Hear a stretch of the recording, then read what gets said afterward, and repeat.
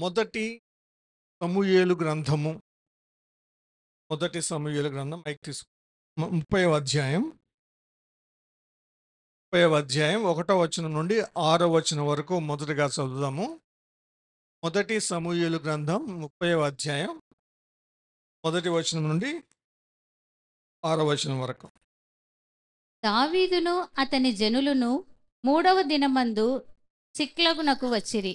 అంతలో అమాలేకీయులు దండెత్తి దక్షిణ దేశము మీదను సిక్లగు మీదను పడి కొట్టి దానిని తగులబెట్టి హనులనేమి అల్పులనేమి అందులోనున్న ఆడువారందరినీ చెరపట్టుకొని చంపక వారిని తీసుకొని వెళ్ళిపోయి ఉండిరి. దావీదును అతని జనులను పట్టణమునకు వచ్చి అది కాల్చబడి ఉండుటయు తమ భార్యలను కుమారులను కుమార్తెలను చెరలోనికి కొనిపోబడి ఉండుటయు చూచి ఇక ఏడ్చుటకు శక్తి లేకపోవునంతగా బిగ్గరగా ఏడ్చిరి. ఇజ్రాయేలీయురాలైన అహీనోయము కర్మేలీయునైన నాబాలు భార్య అయిన అబిగయీలు అను దావీదు ఇద్దరు భార్యలను చెరలోనికి కొనిపోబడగా చూచి దావీదు మిక్కిలి దుఃఖపడెను. మరియు తమ తమ కుమారులను బట్టి కుమార్తెలను బట్టి జనులకందరికీ ప్రాణము విసిగినందున రాళ్ళు రువ్వి దావీదును చంపుదం రండని వారు చెప్పుకొనగా దావీదు తన దేవుడైన యెహోవాను బట్టి ధైర్యము తెచ్చుకొనెను. దావీదు తన దేవుడైన యెహోవాను బట్టి ధైర్యము తెచ్చుకొనెను. కొన్ని వారాల క్రితం దావీదు దేవుని హృదయానుసారుడు అని చెప్పుకున్నాం. అలాగే దావీదును దేవుడు సమూయేలు ప్రవక్తతో నేను కోరుకున్నవాడు ఇతడే అని చెప్పాడు అని చెప్పుకున్నాం. మొదటి సమూయేలు 16వ అధ్యాయం 7వ వచనంలో దాని మీద ఒక ప్రసంగం చేశాం. ఏంటి దావీదు యొక్క ఎందుకు హృదయానుసారుడు అయ్యాడు, దావీదు యొక్క హృదయంలో దేవునికి నచ్చినటువంటి గుణాలు ఏంటి అని 6 గుణాల 7 గుణాలు చెప్పుకున్నాం. 6 or 7? 7. Yes, 7. పేజీలు వెనక్కి తిప్పారా? పేజీలు వెనక్కి తిప్పకుండా ఎవరికైనా గుర్తుంటే చెప్పండి. మొదటి గుణం ఏంటి? మంచి కాపరి, good shepherd. David was good shepherd. అతని మంచి హృదయం దేవునికి నచ్చింది. రెండవది, దేవుని కార్యాల పట్ల రోషము కలిగిన హృదయం. మూడవది, క్షమాపణ హృదయం కలిగిన వాడు. నాలుగవది, దేవుని ఘనపరిచేవాడు. ఐదవది, తగ్గింపు గుణము కలిగిన వాడు, తగ్గింపు హృదయాన్ని కలిగిన వాడు. ఆరవది, పశ్చాత్తాప హృదయాన్ని కలిగిన వాడు. ఏడవది, విరిగి నలిగిన హృదయాన్ని కలిగిన వాడు అని ఈ రీతిగా 7 ఆయన హృదయ గుణగణాలను గురించి చెప్పుకున్నాం కొన్ని వారాల క్రితం. దావీదు యొక్క పాజిటివ్ పాయింట్స్ అవన్నీ. ఈరోజు దావీదు యొక్క నెగటివ్ పాయింట్స్ మాట్లాడుకోబోతున్నాం. అందులోంచి కొన్ని పాఠాలు నేర్చుకోబోతున్నాం. దావీదు పాజిటివ్ పాయింట్స్ని బట్టి కొన్ని పాఠాలు నేర్చుకున్నాం. మనం కూడా అలా ఉండాలి అని. ఈరోజు దావీదు యొక్క నెగటివ్ పాయింట్స్ని మాట్లాడుకొని అలా ఉండకూడదు, దానివల్ల దావీదు నష్టపోయాడు, కొన్ని సందర్భాల్లో మనం కూడా నష్టపోకూడదు, దేవుని చేత హెచ్చరించబడ్డాడు, బాధపడ్డాడు, నష్టపోయాడు, కొన్ని కోల్పోయాడు, లాస్ సంథింగ్. అవి మనం లాస్ కాకూడదు, కోల్పోకూడదు అంటే ఆ విధంగా ఉండకూడదు. ఆ విషయాలు మనం ఈరోజు నేర్చుకోబోతున్నాం క్లుప్తంగా కొన్ని విషయాలు. అందులో దావీదు ఈ మొదటి సమూయేలు గ్రంథం 30వ అధ్యాయంలో జాగ్రత్తగా పరీక్షిస్తే సిగ్లకులో ఉన్నప్పుడు వీళ్ళంతా దానికి వెళ్ళారంట, పురుషులందరూ. యుద్ధానికి వెళ్ళినప్పుడు ఏ పట్టణంలో ఉన్నారు ఇప్పుడు వీళ్ళు? సిగ్లక్లో ఉన్నారు. అప్పుడు అమాలేకీయులు వచ్చి ఈ పట్టణం మీద పడి దోచుకొని స్త్రీలను పిల్లలను తీసుకొని వెళ్ళిపోయారు. ఆ పట్టణాన్ని తగులుబెట్టారు, కాల్చి వేశారు. ఈ పురుషులు ఎప్పుడైతే వెనక్కి వచ్చి చూశారో అప్పుడు వాళ్ళకున్నదంతా ఏమీ లేదు. భార్యలు పిల్లలను తీసుకెళ్ళిపోయారు, ఆస్తులేమో కాల్చేశారు. అప్పుడు వాళ్ళు కృంగిపోయి ఏం చేశారంటే 4వ వచనం, ఇక ఏడ్చుటకు శక్తి లేనంతగా, లేకపోనంత బిగ్గరగా, అది ఊహించుకోండి ఎలా ఉంటుందో. అది ఆ అనుభవానికి ఎదురైనటువంటి వాళ్ళకి చాలామందికి తెలుస్తుంది. ఇక ఏడ్చుటకు శక్తి లేనంత బిగ్గరగా ఏడ్చారంట. అంత ఎక్కువ ఏడ్చారు, అంత ఎక్కువ, అంత కుంగిపోయారు. ఏం లేదు, వాళ్ళు తప్ప ఇంకేం మిగలలేదు వాళ్ళకి. వాళ్ళ ఒంటి మీద ఉన్న దుస్తులు తప్ప వాళ్ళకేం మిగలలేదు. ఆస్తులంటే పోతే పోయాయి, భార్య బిడ్డలు కూడా మిగలలేదు. లాస్ట్కి వాళ్ళని కూడా తీసుకెళ్ళిపోయారు శత్రువులు, అమ్మాలేకీయులు. ఎందుకు దావీదు జీవితంలో ఈ సంఘటన జరిగింది? ఎందుకు దేవుడు దావీదును కోరుకున్న దేవుడు, ఎన్నుకున్న దేవుడు, పిలిచిన దేవుడు, అభిషేకించిన దేవుడు, ప్రత్యేకపరుచుకున్న దేవుడు దావీదు జీవితంలో ఎందుకు ఈ సంఘటనను అనుమతించాడు? అది మనం గమనించాలి. వై? మన జీవితాల్లో కూడా మనం భక్తిపరులుగా కనిపిస్తాం, బాగానే ఉంటాం ఆత్మీయంగా, కానీ కొన్నిసార్లు కొన్ని సంఘటనలు జరుగుతూ ఉంటాయి. దేవుడు అనుమతించినప్పుడు why God allowed this incident in my life అని అడుగుతూ ఉంటాం. అలా పరీక్షించుకోవాలి, స్వయం పరీక్ష అనేది చేసుకోవాలి. స్వయం పరీక్ష చేసుకుంటే దేవుడు తప్పకుండా ఎక్కడో చోట ఏదో ఒక మన పొరపాటును చూపిస్తాడు, పొరపాటును బయలుపరుస్తాడు. అప్పుడు దాని విషయంలో మనం సరిదిద్దుకుంటే దేవుడు మనతో సమాధానపడి దాని ద్వారా వచ్చినటువంటి శిక్షను మళ్ళీ ఆశీర్వాదకరంగా మారుస్తాడు. ఆమేన్. ఈ సంఘటన ఎందుకు జరిగిందంటారు చెప్పండి ఒకసారి. Why why this incident took place? ఎందుకు దేవుడు ఈ సంఘటనను అనుమతించాడు? దావీదు యొక్క మనుషుల, అందరు ఇశ్రాయేలీలే, దావీదు చుట్టుపక్కల ఉన్న వాళ్ళు, అప్పుడు అక్కడ ఉన్నవాళ్ళు. కానీ అక్కడ గమనించండి, దావీదు ఉన్నటువంటి ప్లేస్ ఇంపార్టెంట్. దావీదు చేసేటువంటి యుద్ధం ఇంపార్టెంట్, అది గమనించాలి. దావీదు ఉన్నటువంటి ప్లేస్ ఏంటి? ఏం పేరు ఆ ఊరి పేరు? సిగ్లకు. ఏ ఊర్లో ఉంది ఆ సిగ్లకు? ఏ దేశంలో ఉంది?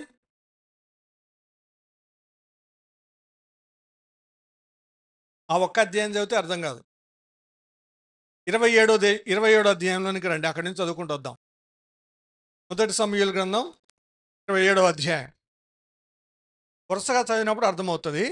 27వ అధ్యాయం. తరువాత దావీదు, ఉమ్, నేను ఇక్కడ నిలుచుట మంచిది కాదు, ఉమ్, ఏదో ఒక దినమున నేను సౌలు చేత నాశనమగుదును, ఉమ్, నేను ఫిలిస్తీయుల దేశంలోనికి తప్పించుకొని పోవుదును. ఉమ్, అప్పుడు సౌలు ఇశ్రాయేలీల సరిహద్దులలో నన్ను వెదుకుట మానుకొనును కనుక ఉమ్. నేను అతని చేతిలో నుండి తప్పించుకొందును. Which country it is? ఫిలిస్తీయుల దేశం, పాలస్తైన్. కానీ ఎందుకు అనుకున్నాడు అంటే, అప్పటికి దావీదు గొల్లియాతును చంపిన తర్వాత స్త్రీలు పాట పాడారు, ఏమని? సౌలుకు వేల కొలదిగాను, దావీదుకు. అప్పుడు దావీదుకు పొగడ్తా వచ్చేసరికి సౌలుకి కడుపు మంట మండింది. ఆ తర్వాత సౌలు దావీదును చంపను ఉద్దేశించాడు, అనేక రకాల ప్రయత్నాలు చేశాడు. కానీ చాలా ప్రయత్నాల్లో దావీదు దేవుని కృపను బట్టి తప్పించుకున్నాడు, దేవుడు తప్పించాడు. అయితే దావీదు అనుకుంటున్నాడు, నన్ను దేవుడు తప్పించాడు అనుకోవట్లా, నేనేదో తప్పించా అనుకుంటున్నాడేమో. నేను ఇదే ఇశ్రాయేలు యొక్క సరిహద్దుల్లో ఎక్కడున్నా సౌలు మళ్ళీ మళ్ళీ వచ్చి నా మీద అటాక్ చేస్తాడు, నన్ను చంపడానికి ప్రయత్నం చేస్తాడు లేదా చంపుతాడు అనుకొని ఏం చేశాడు, ఇశ్రాయేలు దేశంలో నుండి ఎక్కడికి వెళ్ళాడు, ఫిలిస్తీన్ల దేశంలోకి వెళ్ళాడు. ఫిలిస్తీన్ల దేశంలోకి వెళ్ళాడు. ఫిలిస్తీ దేశంలోకి వెళ్ళి ఎక్కడికి వెళ్ళాడు, 28వ అధ్యాయం మొదటి వచనం. ఆ దినములలో ఫిలిస్తీయులు ఇశ్రాయేలీయులతో యుద్ధము చేయవలనని సైన్యములను సమకూర్చుకొని యుద్ధమునకు సిద్ధపడగా ఆ, ఆకీషు దావీదును పిలిచి ఎక్కడికి వెళ్ళాడు, వెళ్ళి వెళ్ళి శత్రువు యొక్క రాజు దగ్గరికి వెళ్ళాడు, ఆకీషు దగ్గరికి వెళ్ళాడు. ముందే ఫిలిస్తీన్లు ఎవరు, ఇశ్రాయేలీయులకు ఫిలిస్తీన్లు ఎవరు, శత్రువులు. గొల్యాతు ఎవరు, ఫిలిస్తీయుడు, శత్రువు, చంపేశాడు దావీదు. ఇశ్రాయేలీయులకు ఫిలిస్తీన్లకు చాలా సంవత్సరాల నుంచి యుద్ధం నడుస్తూ ఉంది. అలాంటి దావీదు ఏం చేశాడు, తన వెంట కొంతమందిని తీసుకొని ఎక్కడికి వెళ్ళాడు, ఫిలిస్తీన్ల దగ్గరికి వెళ్ళి ఫిలిస్తీన్ల గాతు రాజు అయినటువంటి ఆకీషును ఆశ్రయించాడు. ఆకీషుతో మాట్లాడుతున్నాడు. ఆకీషు యుద్ధానికి వస్తావా అంటే వస్తానంటున్నాడు. ఎవరి మీదకి, ఇశ్రాయేలు మీదకి, తన ప్రజల మీదకే యుద్ధం చేయబోతున్నాడు. చూడండి, అలా ఉంటుంది. ఇప్పుడు చాలా ఘోరంగా ఉంటుంది. దావీదు దేవుడు కోరుకున్నటువంటి వ్యక్తి తన యొక్క ప్రాణాన్ని రక్షించుకోవడానికి ఏమైపోయాడు, చివరికంటే శత్రువులతో సహవాసం చేస్తున్నాడు, శత్రువులతో స్నేహం చేస్తున్నాడు. చాలా భయంకరమైనటువంటి విషయం. 28వ అధ్యాయం ఇంకొంచెం ముందుకెళ్ళండి, అక్కడే 3వ వచనం. సమూయేలు మృతి పొందగా ఇశ్రాయేలీయులు అతనిని గురించి విలాపము చేసి రామా అను అతని పట్టణంలో అతన్ని పాతిపెట్టి ఉండిరి. మరియు సౌలు కర్ణపిశాచం గల వారిని ఎక్కడికెక్కడికి వెళ్ళాడు అని. అయితే ఇటువంటి సమయంలో ఆ ఫిలిస్తీన్ల సర్దార్లు ఈ దావీదు తమ రాజు వెంట వస్తున్నాడు యుద్ధానికని గమనించి 29వ అధ్యాయంలో వద్దంటారు. ఆకీస్తో ఇతను మనతో వస్తే వాళ్ళు ఒకటైతే మనకి ప్రాణాపాయం కలుగుతుంది, వద్దంటారు.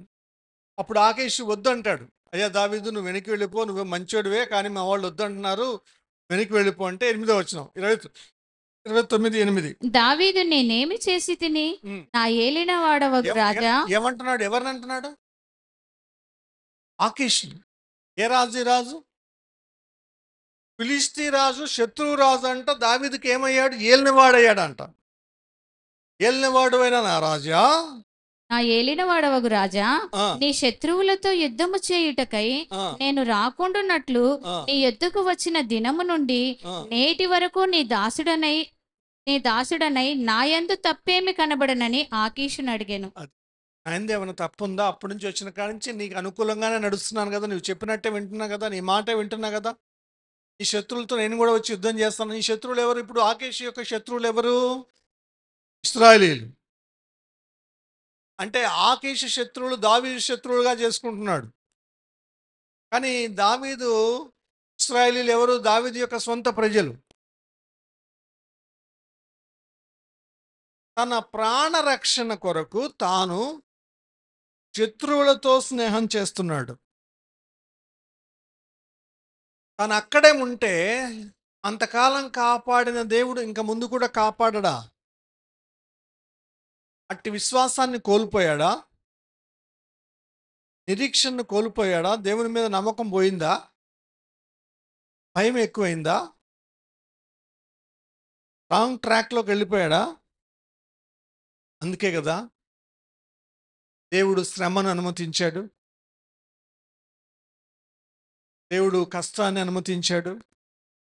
కష్టం కూడా మామూలు కష్టం కాదు. కష్టం ఏడవలేనంత శక్తికి మించినటువంటి శక్తి కొలది ఏడుస్తున్నారు. ఇంకా అన్నీ పోగొట్టుకున్నారు.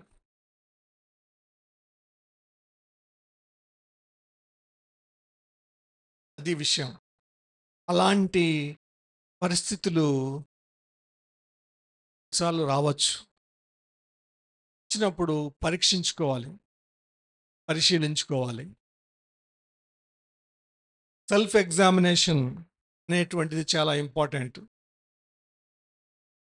దావీదు అందుకే 139వ కీర్తనలు అంటాడు కదా, దేవా నన్ను పరిశోధించుము, నన్ను పరిశీలించుము అంటాడు.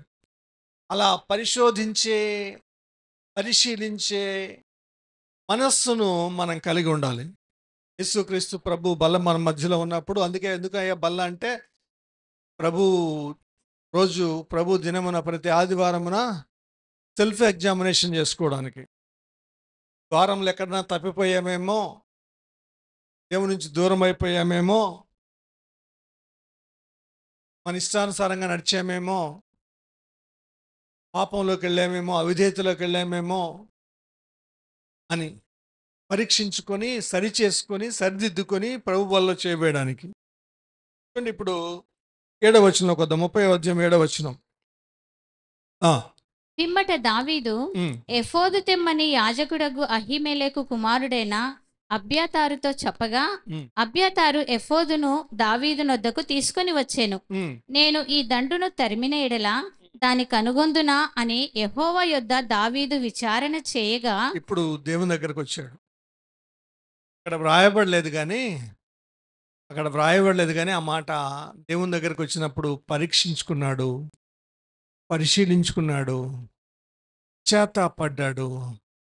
ప్రభువా సహాయం చేయమని ప్రాధేయపడ్డాడు. ప్రభువా నేను ఇప్పుడు వెళితే వాళ్ళను నేను తరుముతానా, పట్టుకోగలనా, వాళ్ళ మీద జయాన్ని పొందగలనా, మళ్ళీ తిరిగి నా భార్య బిడ్డలు నాకు దక్కుతారా అని దేవుని దగ్గర విచారణ చేశాడు. నాతో పాటు ఉన్నటువంటి జనులందరి భార్య బిడ్డలు మళ్ళీ దక్కుతారా అని విచారణ చేస్తే ఏమన్నాడంటే దేవుడు, అప్పుడు 8వ వచనం, అందులోనే బ్రదర్ 7లోనే, యెహోవా తరుము నిశ్చయముగా నీవు వారిని కలుసుకుని తప్పక నీ వారందరినీ దక్కించుకొందువని సెలవిచ్చాను. మాట చదువుతా ఉంటే మళ్ళీ ఇంకోసారి దుఃఖం వస్తూ ఉంది నాకైతే. ఎంత మంచి దేవుడు అండి మన దేవుడు. ఒక్క మాటలోనే ఒక్కసారి తగ్గించుకుంటే, పశ్చాత్తాపడితే వెంటనే కీడును మేలుగా చేసే దేవుడు కదా, శాపాన్ని ఆశీర్వాదంగా చేసే దేవుడు, నష్టాన్ని లాభంగా చేసే దేవుడు, అవమానాన్ని ఘనతగా చేసే దేవుడు. ఒక్క మాటలో మనకేమంటే, మార్గం తెలియక దేవుని దగ్గర తప్పు ఒప్పుకోక చాలాసార్లు మన అతిశయంతో, ఆజ్ఞాతి క్రమంతో, కోస్తో వెళ్ళిపోతూ ఉంటాం. కానీ మనుషుల మీద ప్రవర్తించినట్టే దేవుని మీద ప్రవర్తిస్తూ ఉంటాం. కానీ తగ్గించుకుంటే కనికరముతో కదిలిపోతాడంట దేవుడు. Praise the lord. సామెతలు 28:13 ఒక మాట చూస్తాం కదా, ఏముంటుంది అక్కడ? చూడకుండా చెప్పండి.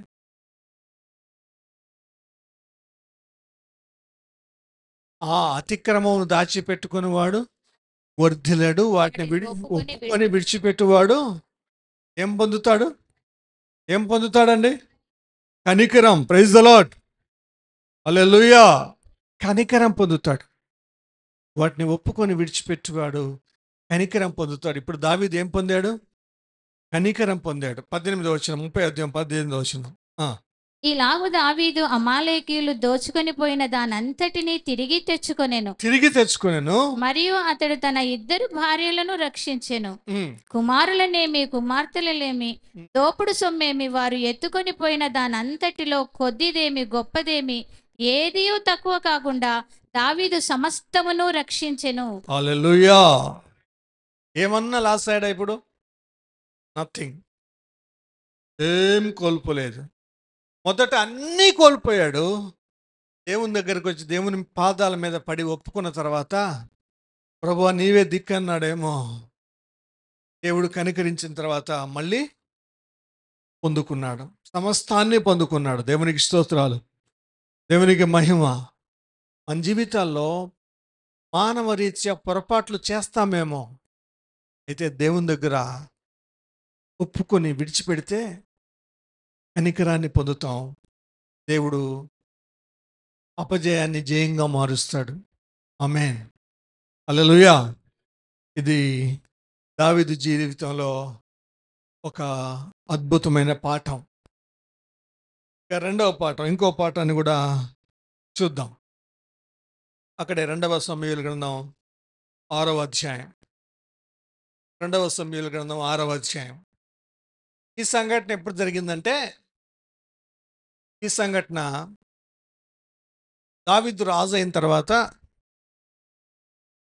యుద్ధాలు చేసి అంతా నెమ్మదిగా కొంత నెమ్మది వచ్చిన తర్వాత సింహాసనాన్ని అధిష్ఠినుడై యెరూషలేమును రాజధానిగా, ముందు ఏమో హెబ్రోన్ రాజధానిగా ఉంటుంది, తర్వాత కొన్ని సంవత్సరాల తర్వాత మళ్ళీ యెరూషలేముకి వస్తాడు. యెరూషలేమును రాజధానిగా చేసుకొని పరిపాలిస్తున్న కాలంలో, నేనైతే యెరూషలేములో ఉన్నాను, నెమ్మదిగా ఉన్నాను, మందసం అయితే యెరూషలేములో లేదు, మందసాన్ని కూడా, దేవుని మందసాన్ని యెరూషలేముకు తీసుకొస్తే బావుండు అని ఆలోచన చేసి దేవుని మందసంని తీసుకురావడానికి 30,000 మందితో బయలుదేరి తీసుకొని రావడానికి కొత్త బండి చేయించి, కాడి ఎరుగనటువంటి మొదటిసారి కాడి మోసేటువంటి ఎడ్లను కట్టి మందసాన్ని తీసుకొని వస్తూ ఉంటాడు. 3వ వచనం. 2వ సమూయేలు 6వ అధ్యాయం 3వ వచనం. వారు దేవుని మందసమును క్రొత్త బండి మీద ఎక్కించి గిబియాలోనున్న అబీనాదాబు యొక్క ఇంటిలో నుండి తీసుకొని రాగా, అబీనాదాబు కుమారులకు ఉజ్జాయును అహ్యోయును ఆ క్రొత్త బండిని తోలిరి. దేవుని మందసం గల ఆ బండిని గిబియాలోని అబీనాదాబు ఇంట నుండి తీసుకొని రాగా, అహ్యో దాని ముందర నడిచెను. దావీదును ఇశ్రాయేలీయులందరూ సరళ వృక్షపు కర్రతో చేయబడిన నానా విధములైన సితారాలను, స్వరమండలములను, తంబురలను, మృదంగములను, పెద్ద తాళములను వాయించుచు యెహోవా సన్నిధిని నాట్యమాడుచుండిరి. వారు నాకోను కళ్ళము దగ్గరకు వచ్చినప్పుడు ఎడ్లకు కాలు జారినందున ఉజ్జా చేయి చాపి ఆ మందసమును పట్టుకొనగా, యెహోవా కోపము ఉజ్జా మీద రగులుకొనెను. అతడు చేసిన తప్పును బట్టి దేవుడు ఆ క్షణమందే అతని మొత్తగా, అతడు అక్కడనే దేవుని మందసం నొద్ద పడి చనిపోయెను. యెహోవా ఉజ్జాకు ప్రాణోపద్రవము కలుగజేయగా, దావీదు వ్యాకులపడి ఆ స్థలమునకు పెరేజ్ ఉజ్జా అను పేరు పెట్టెను. నేటికిని దానికి అదే పేరు. ఆ సంఘటన జరిగింది. ఈ సంఘటన ఎందుకు జరిగింది మనం ఈజీగా చెప్పగలం. ఉద్దేశం ఏంటి? దేవుని మందసాన్ని యెరూషలేముకి తీసుకురావడం. ఉద్దేశం మంచిదే కదా. కానీ ఏం చేశాడు? తీసుకువచ్చేటువంటి విధానం అతనికి తెలుసు. అది దేవుని మందసం మనుషుల చేత, కహాతీయుల చేత మోసుకొని తీసుకొని రావాలి, కానీ ఎద్దుల బండి మీద తీసుకొని రాకూడదు. ఫిలిస్తీన్లు ఆ పని చేశారు. ఫిలిస్తీన్లు చేసినటువంటి పనే యూదుడైనటువంటి లేదా ఇశ్రాయేలుడైనటువంటి దావీదు చేస్తే ఎలాగా, దేవుని కుమారుడైనటువంటి దావీదు చేస్తే ఎలాగా తెలిసి అక్కడ పొరపాటు చేశాడు. కాబట్టి ఆ తప్పును బట్టి ఏమయ్యాడు? ఉజ్జా అనే వ్యక్తి చనిపోయాడు. తర్వాత వచ్చిన చదవండి. దావీదు దిగుల భయపడి, 9వ వచనం. నేటికిని దానికి అదే పేరు. ఆ దినమున యెహోవా మందసం నా యొద్ద ఎలాగుండుననుకొని దావీదు యెహోవాకు భయపడి యెహోవా మందసమును దావీదుపురంలోనికి చాలా భయపడ్డాడు.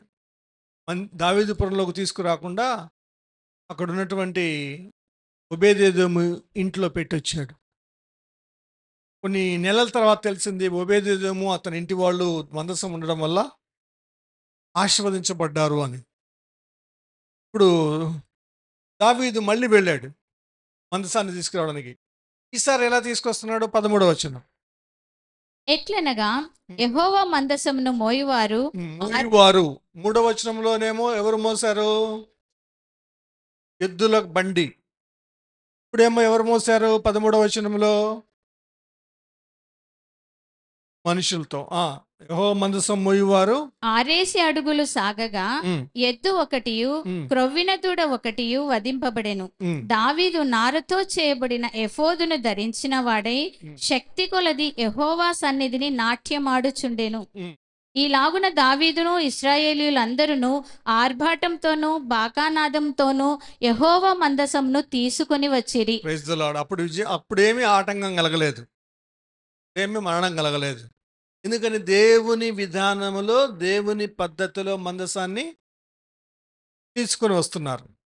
మొదట చేసినటువంటి పొరపాటును లేదా తప్పును దావీదు గ్రహించి సరిదిద్దుకొని రెండవసారి తీసుకొని వస్తున్నాడు. ఇది గమనించాలి. చూడండి, మనుషులు కొన్నిసార్లు దేవుని పనులు చేస్తూ ఉంటారు, కానీ నిర్లక్ష్యంగా చేస్తూ ఉంటారు. దేవుడు కోరుకున్న పద్ధతిలో చేయరు, మనం కోరుకున్నట్లుగా చేస్తూ ఉంటాం. మనకి ఈజీ వేస్ అనేటట్టుగా చూస్తూ ఉంటాం. అయితే దేవుడు కోరుకున్న పద్ధతిలో చేస్తే అది ఆశీర్వాదం.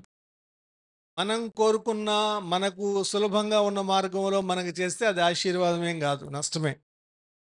ఒకసారి దేవుని కోపం కూడా వస్తుంది, దేవుని శాపం కూడా వస్తుంది. మనం ఏమనుకుంటాం, అసలు దేవుని పనే కదా, ఎందుకు నష్టం వస్తుందబ్బా అనుకుంటాం. కానీ దేవుడు కోరుకున్నట్లుగా దాన్ని మనం చేయట్లేదు, అది గ్రహించాలి.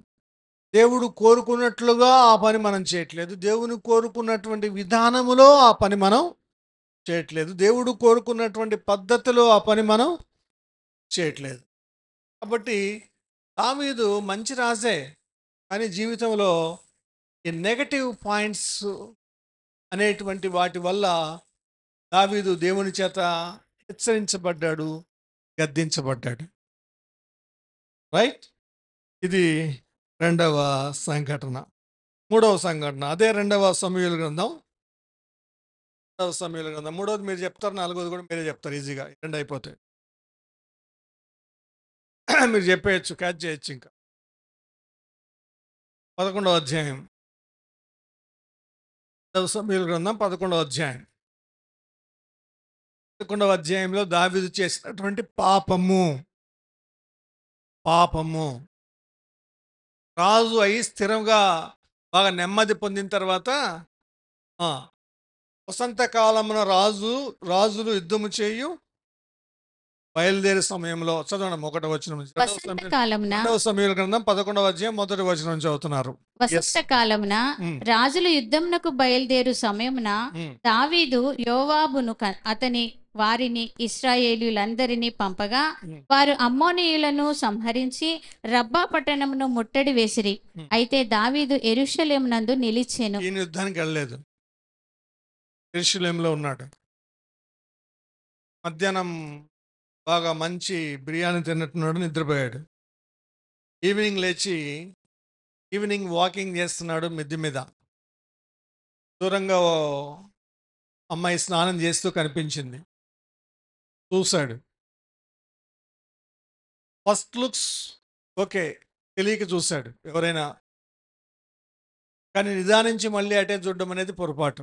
నిదానించి మళ్ళీ చూస్తే ఆమె సౌందర్యవతిగా కనబడింది. దావీదుకు ఆశ కలిగింది, కామం పెరిగింది. ఎంక్వైరీ చేశాడు, పలానా స్త్రీ అని కనుగొన్నాడు, పిలిపించుకున్నాడు, ఆమెతో వ్యభిచరించాడు, పాపం చేశాడు. ఆమె వెళ్ళిపోయింది. కొంతకాలం తర్వాత ఆమె వర్తమానం పంపించింది, ఏమని? తాను గర్భవతిని అని, తాను గర్భవతిని అని వర్తమానం పంపించింది. అప్పుడు ఆమె భర్త యుద్ధంలో సైనికుడిగా ఉన్నాడు. ఏం పేరు? ఉరియాను పిలిపించి యోగక్షేమాలు అడిగి, ఒక సైనికుడితో రాజు మాట్లాడతాడు, జనరల్గా మాట్లాడు, కానీ ఈయనకి తప్పదు, తన తప్పు కప్పి పెట్టుకోవడానికి ప్రయత్నం చేస్తున్నాడు. కాబట్టి బాగున్నావా అని అడిగి, సరే ఇంటికి వెళ్ళు, నీకు సెలవిస్తున్నాను అన్నాడు. ఉరియా ఏం చేశాడు? వెళ్లకుండా ఎక్కడో రక్షక భటులతో, సైనికులతో కలిసి పడుకున్నాడు. ఆ విషయం రాజుకు తెలిసింది, ఇంటికి వెళ్ళలేదని. ఇంటికి వెళ్తే తన భార్యతో ఉంటే అతని ద్వారానే గర్భం వచ్చిందని అతను నమ్ముతాడు, సమాజం నమ్ముతుంది, అయిపోతుంది, అక్కడితో తన పాపం పరిహారం అవుతుంది అనుకున్నాడు. మనోడేమో ఇంటికి వెళ్ళా, తెలుసుకొని మళ్ళీ పిలిపించాడు, మళ్ళీ మాట్లాడాడు, మళ్ళీ బాగా మందు పోసి త్రాగించి మళ్ళీ పంపించాడు. అయినా కూడా మనవాడు ఉరియా ఇంటికి వెళ్ళలేదు. విషయం తెలుసుకున్నాడు. యోవాబుకు ఉత్తరం రాసి తన ముందు వరుసలో పెట్టి చంపించే అన్నాడు. యోవాబుకు ఉత్తరం రాసి పంపించాడు. యోవాబు ముందు వరుసలో పెట్టి అతన్ని చంపించేశాడు. యుద్ధం బాగా ఎక్కువ ఉన్న దగ్గర ముందు లైన్లో పెడితే ఏం చేస్తారో శత్రువు చంపేశాడు. అతన్ని ఆమెను తెచ్చుకొని ఇంట్లో పెట్టుకున్నాడు. కొంతకాలానికి కుమారుడు కలిగాడు దావీదు ద్వారా, అక్రమ సంబంధం ద్వారా పుట్టిన కుమారుడు. ఆ కుమారుడికి జబ్బు చేసింది. జబ్బు చేస్తే ప్రాణాపాయం కలిగేంత జబ్బు. అప్పుడు దావీదు ఏం చేశాడు? ఉపవాసం ఉండి ప్రార్థన చేశాడు. కానీ ఆ కుమారుడు చనిపోయాడు. సరే, అక్కడ కొన్ని మంచి విషయాలు కూడా కనపడతాయి. అది ఆ సంఘటన అంతా అయిపోతుంది. సరే, ఆ విషయాలు అయిపోతాయి. 12వ అధ్యాయంలోకి వస్తే దావీదు రాజుగా ఉన్నప్పుడు, పోయినసారి చెప్పాను, క్షమాపణ అన్న దగ్గర చెప్పాను. క్షమాపణ హృదయం కలిగిన వాడు దావీదు అని 3వ పాయింట్ చెప్పేటప్పుడు ఈ 12వ అధ్యాయంలోని కొన్ని విషయాలు చెప్పాను. నిండు కొలువులో చాలామంది మంత్రులు, ఉపమంత్రులు, ఆఫీసర్స్ అందరూ ఉండింటారు. అందరూ ఉన్నప్పుడు ప్రవక్త వచ్చాడు లోపలికి. ప్రవక్తను గౌరవించిన మానవాయితీ. ఆయనకు ఒక కుర్చీ వేసి కూర్చోబెట్టారు. అప్పుడు నాతాన్ అనేటువంటి ప్రవక్త కథ చెప్పాడు. ఆ స్టోరీలో ధనవంతుడు పెద్దవాడి గురించి, 100 గొర్రెపిల్లలు, 1 గొర్రెపిల్ల గురించి, ఆ 1 గొర్రెపిల్లను ఈ ధనవంతుడు తన ఇంటికి వచ్చినటువంటి అతిథికి ఇచ్చాడు అని, ఆతిథ్యం ఇవ్వడానికి దీన్ని ఉపయోగించుకున్నాడు అని. ఇప్పుడు అతడు నిశ్చయముగా మరణానికి పాత్రుడే, అది ఇది అని చెబుతూ ఉంటే, ఇక్కడ ఎన్నో వచనమ్మా? 8వ వచనమ్మా? 7వ వచనం. ఆ మనుష్యుడవు నీవే నీవే అన్నాడు నాతాను. ఆ మనుష్యుడవు నీవే. 7వ వచనం ఇంపార్టెంట్. అప్పుడు దావీదు మామూలుగా అయితే ఏదైనా ఈ రోజుల్లో రాజులు అయితే ఏం చేస్తారు? వెంటనే కత్తి చూసి పట్టును చంపించేస్తారు. ఆ రోజుల్లో రాజులైనా, ఈ రోజుల్లో అధికారులైనా. కానీ 13వ వచనం చదవండి. 12వ అధ్యాయం, 2వ సమూయేలు గ్రంథం 12వ అధ్యాయం.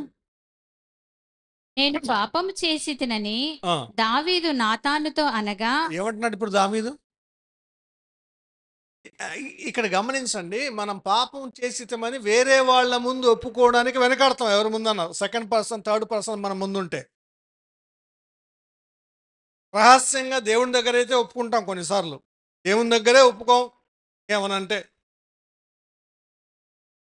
మనుషులు ఇంకా కొంతమంది ఉంటే వాళ్ళ ముందు అసలు ఒప్పుకోం. అటువంటిది దావీదు తన నిండు కొలువులో మంత్రులు, ఉపమంత్రులు చూస్తూ ఉండగా, అధికారులు చూస్తూ ఉండగా, లేదా తన యొద్దకు న్యాయ సహాయం కొరకు వచ్చినటువంటి సామాన్య ప్రజలు కూడా చూస్తూ ఉండగా, ఒక రాజు ఒక ప్రవక్తతో తాను చేసినటువంటి పాపాన్ని ఒప్పుకుంటున్నాడు. ఎంత గట్స్ కావాలి! నిజమే, నేను చెప్తున్నాను, ఎంత ధైర్యం కావాలి మాట ఒప్పుకోవడానికి. మనకుందా అలాంటి ధైర్యం? మనం పాపం చేస్తే ఒప్పుకుంటామా, కప్పుకుంటామా? ఆకాను తన పేరు బయటపడేంత వరకు ఒప్పుకోలేదు. గెహజీ ఒప్పుకున్నాడా? ఒప్పుకోలేదు. పేతురు ఒప్పుకున్నాడా? ఎవరు ఒప్పుకోరు. కొంతమందికే దావీదులాగా దేవుని హృదయానుసారుడైనటువంటి వాళ్ళు. మనం ఎలా ఉన్నామో ఇక్కడ ప్రశ్నించుకోవాలి. ఒప్పుకుంటామా, కప్పుకునే వాళ్ళలాగా ఉన్నామా? కొంతమందికి ఇంకా ఏమవుతారంటే, ఇంకా ఏమంటారు ఆ వర్డ్,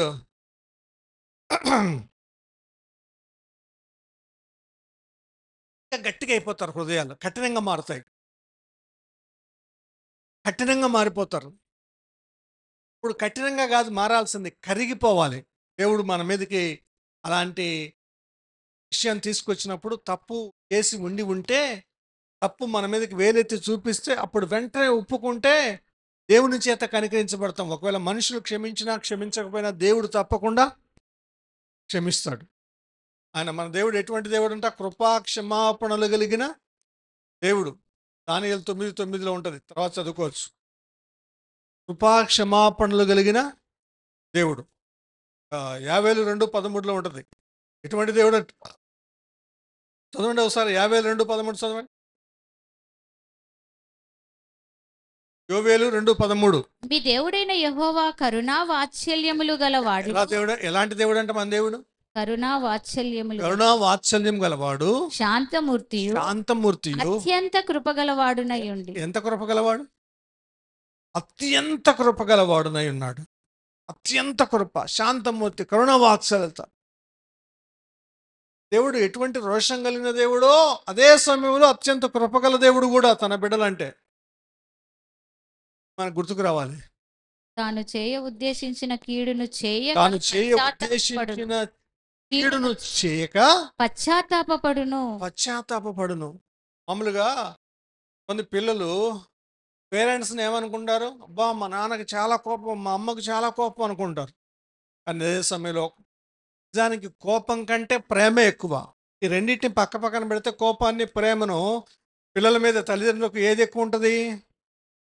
ప్రేమే ఎక్కువ ఉంటుంది. ఆమేన్. కోపం ఎక్కువ ఉంటుందా, ప్రేమ ఎక్కువ ఉంటుందా? వెరీ రేర్ కేసులలో ఏమైనా కోపం ఎక్కువ ఉంటుంది ఎవరికన్నా నేను చెప్పలేను, కానీ ఎక్కువ మందికి 99% ప్రేమ ఎక్కువ ఉంటుంది.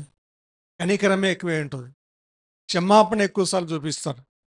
అట్లే దేవుడు మనుషులే ఆ విధంగా చూపించగలిగింది, దేవుడు అంతకంటే ఎక్కువ ఎందుకు చూపించడు? ఖచ్చితంగా చూపించగలుగుతాడు. కాబట్టి దేవుడు అతి కృప కలిగినటువంటి దేవుడై ఉన్నాడు అని మనం జ్ఞాపకం చేసుకోవాలి ఉదయకాలపేట. ఇప్పుడు ఏం చూసాం? దావీదు మొదటిసారి సిగ్లకులో కోల్పోయాడు, శత్రువులతో స్నేహం చేసినందును బట్టి. రెండవసారి చేయవలసిన విధానంలో చేయకూడని విధానంలో చేసినందువల్ల. మూడవసారి వ్యభిచారం అనే పాపం చేసినందువల్ల అది దావీదు యొక్క పాపం దావీదు మీదకి వస్తూ ఉంటే దావీదు క్షమాపణ వేడుకొని 51వ కీర్తన, పశ్చాత్తాపపు కీర్తన రాశాడు, పశ్చాత్తాపడ్డాడు. కానీ దానికి పరిహారం ఏంటి అంటే దావీదు కుమారుణ్ణి కోల్పోయాడు. ఇటు ఊరియా చనిపోయాడు, మరణాలు 2 జరిగాయి. అక్కడ మొదటిసారి ఏమో ఉజ్జా ఒకటి చనిపోయాడు, రెండోసారి. ముందేమో ప్రాణాలు ఆస్తులు కోల్పోయారు, ప్రాణాలు కదా ఆస్తులు కోల్పోయారు, భార్య బిడ్డలు కోల్పోయారు. నష్టం ఉంది, ప్రతి సంఘటనలో నష్టం ఉంది, చిన్నదో పెద్దదో. ఆ నష్టాన్ని పరిహరించుకోవడానికి దావీదు దేవుని దగ్గరికి వచ్చినప్పుడు మళ్ళీ అది పరిహరించబడింది. రాకపోతే నష్టం ఇంకా ఎక్కువ అవుతుంది. అర్థం చేసుకోవాలి. దేవుని దగ్గరికి రాకుండా కఠినపరచుకుంటే నష్టం ఇంకా అలాగే కొనసాగుతుంది, ఇంకా నష్టపోతారు. మనసు మార్చుకొని దేవుని దగ్గరికి తిరిగి వస్తే ఆ నష్టము మళ్ళీ తిరిగి పూడ్చుకుంటాం, ఆశీర్వాదకరంగా మారుతుంది. రైట్. ఇంకో సంఘటన 2వ సమూయేలు 24వ అధ్యాయం.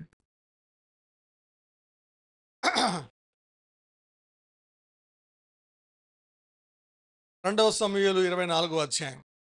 ఇక్కడ ఒక సంఘటన, 2వ వచనం చదవండి. అందుకు రాజు తన యొద్దనున్న సైన్యాధిపతి అయిన యోవాబును పిలిచి, జనసంఖ్య ఎంతైనది నాకు తెలియగలనందులకై దాను మొదలుకొని బెయేర్షెబా వరకు ఇశ్రాయేలు గోత్రములలో నీవు సంచారం చేసి వారిని లెక్కించుమని ఆజ్ఞ ఇయ్యగా, యోవాబు జనుల సంఖ్య ఎంత ఉన్నను నా ఏలినవాడవగు రాజునగు నీవు బ్రతికి ఉండగానే దేవుడైన యెహోవా దాని 100 ఎక్కువ చేయునుగాక.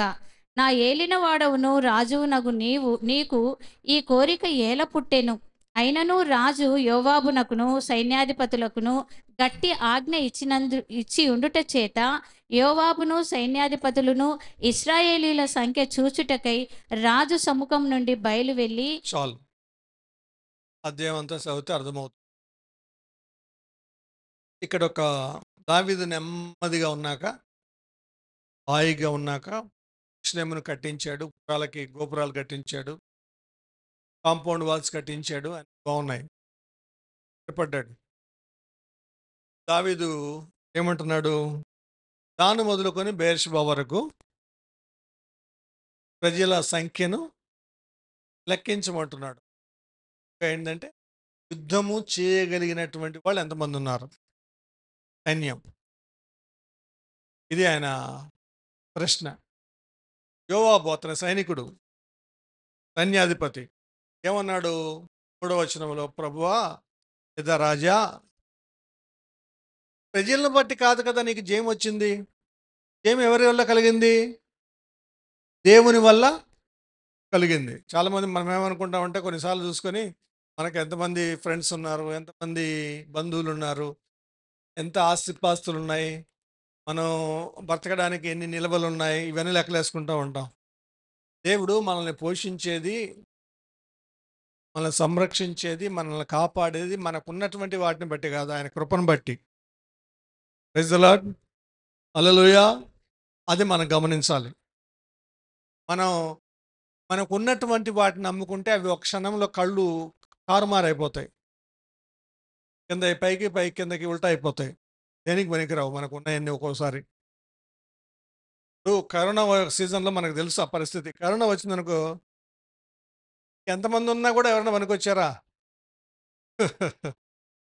కరోనా వచ్చినప్పుడు ఎంత ప్రేమించిన వాళ్ళైనా వచ్చి హత్తుకోగలరా, ముద్దు పెట్టుకోగలరా, దగ్గర తీసి పనులు చేయగలరా? భయపడుతూనే. చాలా కొద్ది మంది మాత్రమే రెస్పాండ్ కాగలిగారు. ఎన్ని ఆస్తులున్నా రక్షించగలవా? ఏం లేవు. దేవుని కృప తప్ప, దేవుని కృప తప్ప.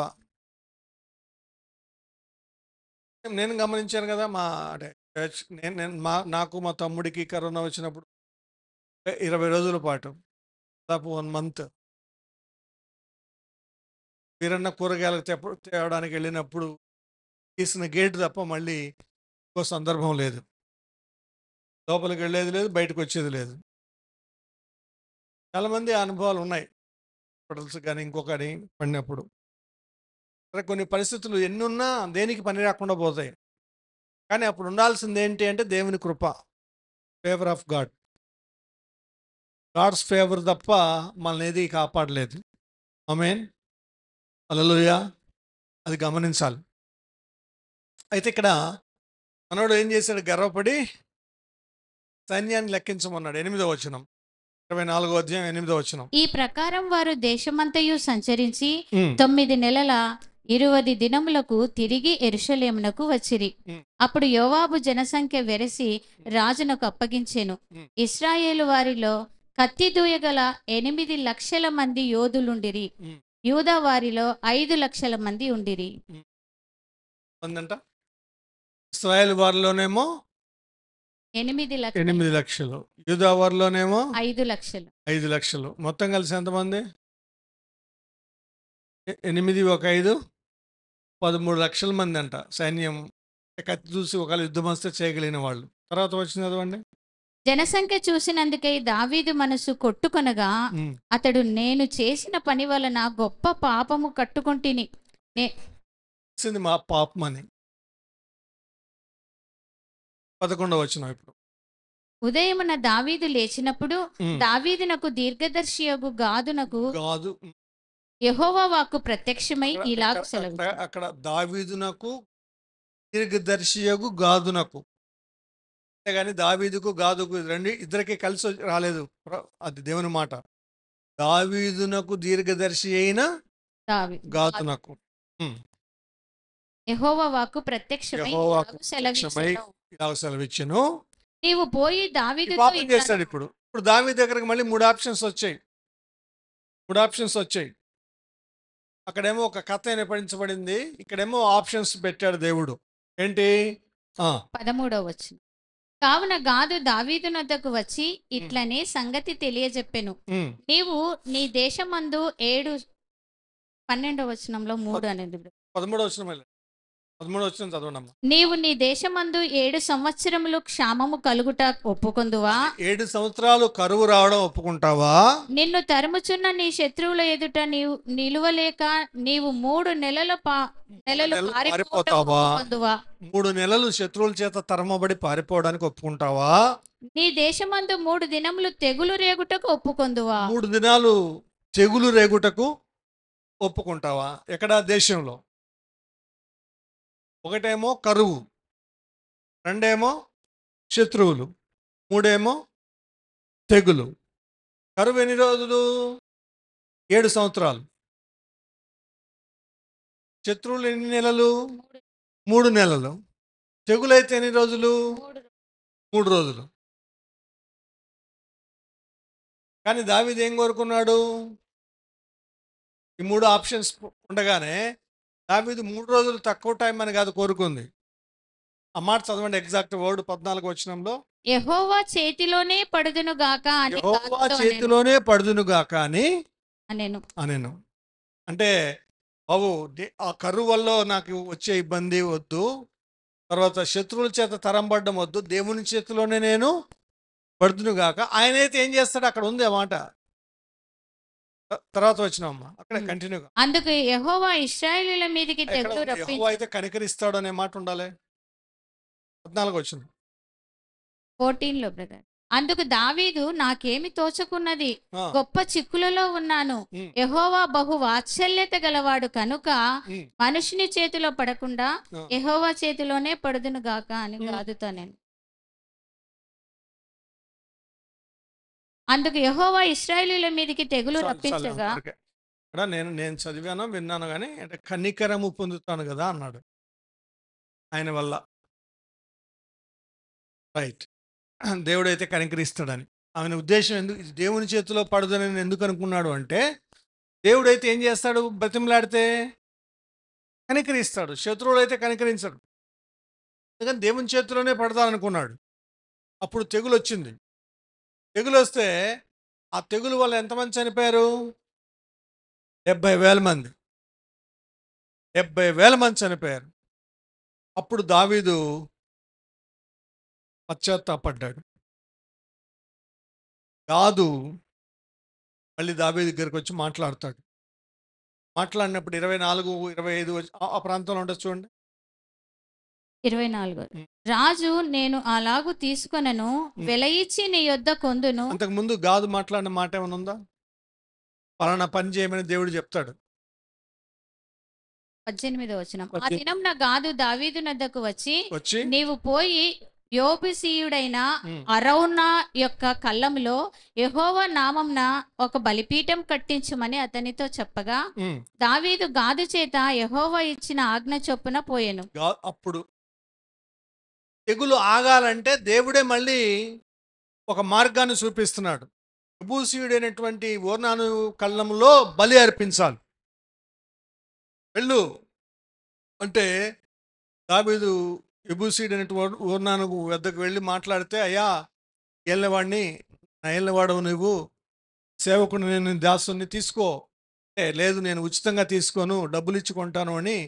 ఎన్ని తులాలకు? 25 వచనం. 25 వచనం. అక్కడ దావీదు యెహోవా నామంన ఒక బలిపీఠం కట్టించి ఎన్ని తులాలకు ఉన్నాడమ్మా? 24లోనా? 20 25 చదవమన్నాను. 25లో 24 లాస్ట్. 24 లాస్ట్ లో 70 తులంల వెండికి కొనెను. 10 తులముల వెండికి వెండికి ఆ కళ్ళాన్ని కొన్నాడు. కొని అక్కడ ఏం చేశాడు? 25 వచనం చదవండి ఇప్పుడు. అక్కడ దావీదు యెహోవా నామంన ఒక బలిపీఠం బలిపీఠం కట్టించి కట్టించి దహన బలులను సమాధాన బలులను దహన బలులను సమాధాన బలులను అర్పించెను. అర్పించెను. యెహోవా దేశము కొరకు చేయబడిన విజ్ఞాపనలను ఈ ఆలకింపగా మాట అండి ఎంత బాగుందో కదా.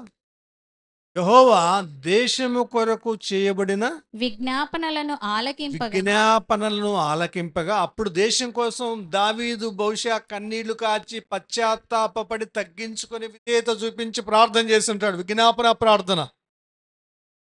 కాబట్టి ఆ విజ్ఞాపన ప్రార్థనను దేవుడు ఆలకించాడు. దేశం కొరకు చేయబడినటువంటి విజ్ఞాపన ప్రార్థన దేవుడు ఆలకించాడు. ఆలకింపగా ఆ తెగులు ఆగి ఆ తెగులు ఆగి ఇశ్రాయేలీయులను విడిచిపోయెను. ఇశ్రాయేలును విడిచిపోయెను. ఆమేన్. Praise the Lord. అదే కళ్ళం ఒకప్పుడు ఆదికాండం 22వ అధ్యాయంలో ఇస్సాకును బలిగా అర్పించిన స్థలం మోరియా పర్వతం. అదే కళ్ళం తర్వాత రోజుల్లో సొలొమోను దేవాలయాన్ని కట్టినటువంటి స్థలం. అదే స్థలం ఈరోజు యెరూషలేములో దేవాలయాన్ని పడగొట్టి అక్కడ డూమ్ ఆఫ్ ద రాక్ అని ఒక మసీదును కట్టారు.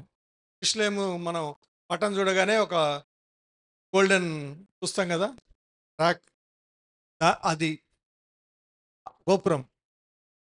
అక్కడ మేము వెళ్ళాం, అక్కడ యెరూషలేముకి. అక్కడ ఒకటే ఒక గోడ, పడని గోడ ఒకటి ఉంటుంది, వెయిలింగ్ వాల్, విలపించేటువంటి గోడ అని. ఆ గోడను పట్టుకొని ఇశ్రాయేలీలు, యూదులు ఇప్పటికీ ఏడుస్తూ ఉంటారు. రైట్. సో ఇలా దావీదు జీవితంలో గడిచిన కొంతకాలం క్రితం చూసాం పాజిటివ్ పాయింట్స్, అయితే ఈరోజు నెగటివ్ పాయింట్స్ చూసాం. అయితే అన్నిట్లో దావీదు అలాగే ఏమన్నా కొనసాగాడా, మూర్ఖంగా ఉండిపోయాడా? అయితే ఏం చేశాడు? తిరిగి పశ్చాత్తాపడి ఒప్పుకొని విడిచిపెట్టాడు. ఒప్పుకొని విడిచిపెట్టేవాడు కనికరం పొందును. రోజున మనం జ్ఞాపకం చేసుకోవాలి, మనం కూడా వాక్యం చెబుతూ ఉన్నప్పుడు, దేవుని సేవకులు మాట్లాడుతూ ఉన్నప్పుడు, లేదా వాక్యం చదువుతూ ఉన్నప్పుడు, పరిశుద్ధాత్మ దేవుడు మనలో ఏదన్నా పాపాన్నో, అవిధేయతనో, ఏదో ఒక తప్పునో, పొరపాటునో మనకు చూపించినప్పుడు మనం వాటిని వెంటనే ఒప్పుకొని దాంట్లోంచి బయటికి రావాలి. అదే మార్గంలో కొనసాగకూడదు. ఒప్పుకొని విడిచిపెట్టాలి, మార్గాన్ని మలుచుకోవాలి, మార్గంలోంచి సరైన మార్గంలోనికి రాగలగాలి.